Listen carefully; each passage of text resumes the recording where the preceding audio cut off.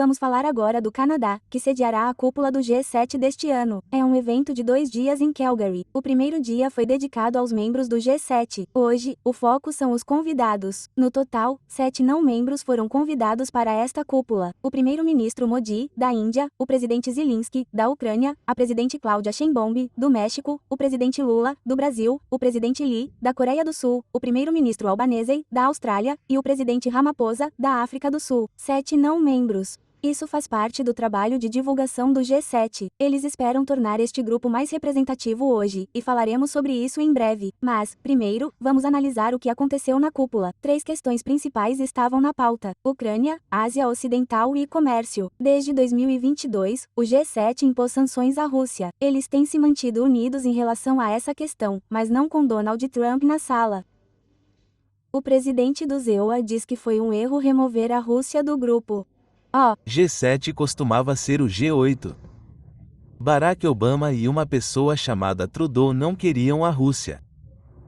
E eu diria que isso foi um erro, porque acho que não haveria uma guerra agora se a Rússia estivesse presente, e não haveria uma guerra agora se Trump fosse presidente há 4 anos. Agora, para contextualizar, o G7 costumava ser o G8, como você ouviu Trump dizer. O 8º membro era a Rússia.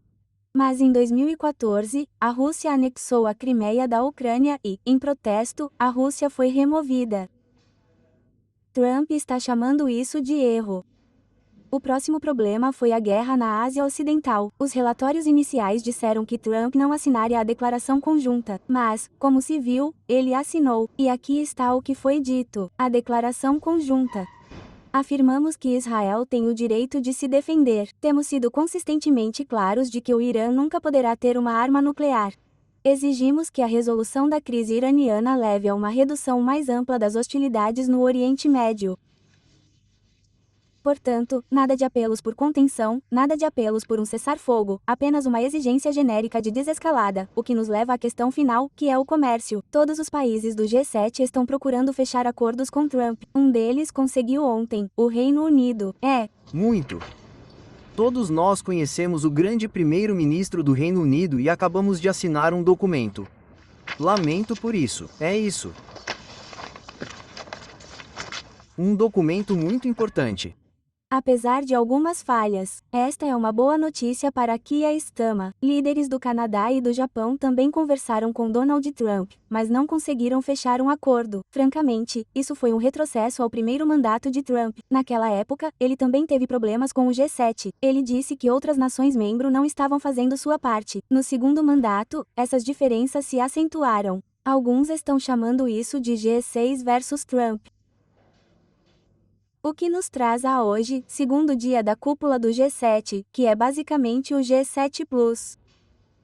O primeiro-ministro Modi participará da cúpula hoje. Ele deve discursar para o grupo de divulgação do G7. Ele também se encontrará com o primeiro-ministro canadense, e esse encontro será crucial. As relações entre a Índia e o Canadá estão péssimas. Esta viagem pode ser uma chance de recomeçar as coisas.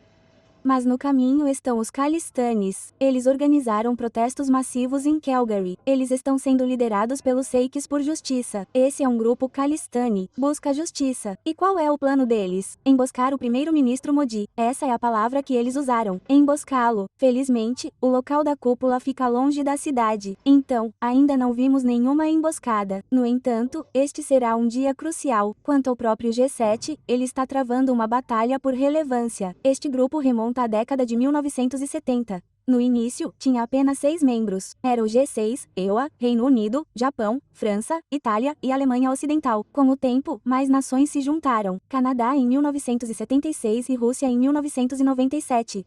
Naquela época, essas eram as maiores economias do mundo. Eles também tinham uma política em comum. E não se surpreenda, em 1997 até a Rússia era vista como um parceiro próximo do ZEUA. Portanto, esse grupo tinha unidade política e poder financeiro.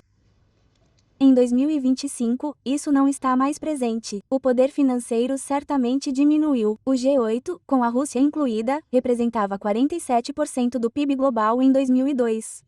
Compare isso com o grupo BRICS. Hoje, o G7 representa apenas 29%, de 48% para 29%. Agora compare isso com o grupo BRICS. Em 2002, as nações BRICS representavam 24% do PIB global. Hoje, elas representam mais de 36%.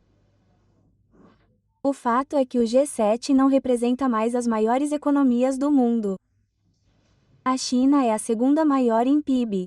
A Índia está em quinto lugar. Juntos, eles também representam quase 3 bilhões de pessoas, Índia e China. Portanto, no papel, é mais relevante do que o G7 no papel, mas na prática não é tão simples. Além de Donald Trump, o G7 é amplamente unido. Vimos isso com uma declaração conjunta sobre a Ásia Ocidental. Sim, foi fraco, mas foi aprovado por todos. Você não verá isso em tijolos e é aí que o G7 mantém a vantagem. Um grupo mais fraco, mas unido, pode fazer muitas coisas. Um grupo maior, mas dividido, não pode. Claro que a Índia não se importará com isso porque temos assento em ambas as mesas.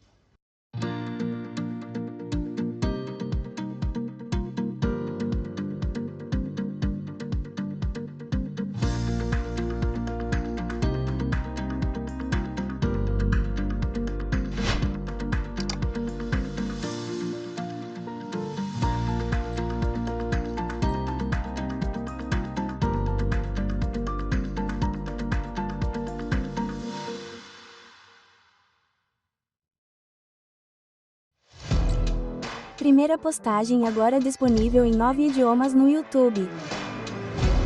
Inglês 36 e 1. Francês, alemão. Hindi, indonésio, italiano, japonês, português, espanhol.